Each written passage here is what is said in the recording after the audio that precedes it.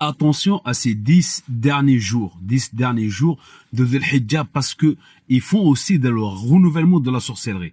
Pour vous comprendre, tous les jours où il y a beaucoup de hasanat, tous les jours où il y a les musulmans, exemple, comme Dhul Hijjah, exemple, ces jours-là, les hasanat, ils sont multipliés. Si quelqu'un fait un hasana, il fait un sadaqa, il sera multiplié pour lui. Il prend beaucoup de ajr que d'autres jours. Le prophète sallallahu alayhi wa sallam l'a dit, les 10 jours là, c'est les meilleurs jours de l'année. C'est les meilleurs jours de l'année. De l'adoration, de trucs. C'est pour ça, c'est très important de faire les adorations et tout ça.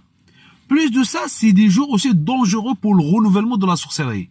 Parce que plus il y a les moments bien pour faire le bien, plus les sorciers y investissent dans le mal pour faire le mal et faire de la sorcellerie. C'est pour cela, c'est très important de regarder et faire très attention ces invocations matin et soir en ce jour-là. Pour ceux qui sont malades, c'est le moment idéal pour faire de la ruqya. Pourquoi? Parce que c'est des jours bénis. Il y a beaucoup d'anges, beaucoup de trucs, Allah subhanahu wa ta'ala, beaucoup de rahma, Allah subhanahu wa ta'ala qui descend. Si quelqu'un fait dans ces jours-là, avant, jusqu'à vendredi, la ruqya, ce sera très bénéfique pour lui et sa famille. C'est quelqu'un là, ses enfants, c'est bien sûr un ruqya à son domicile, ça peut l'aider énormément avec la permission d'Allah subhanahu wa ta'ala.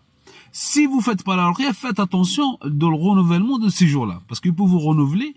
Peut-être quelqu'un il trouve ça à la légère, mais il y a beaucoup qui souffrent, beaucoup qui vont rêver, ils vont faire des mauvais rêves et tout ça, et c'est pas bon. C'est pour cela, c'est très important en ce moment-là, à faire les invocations de matin, soir et tout ça, les protections.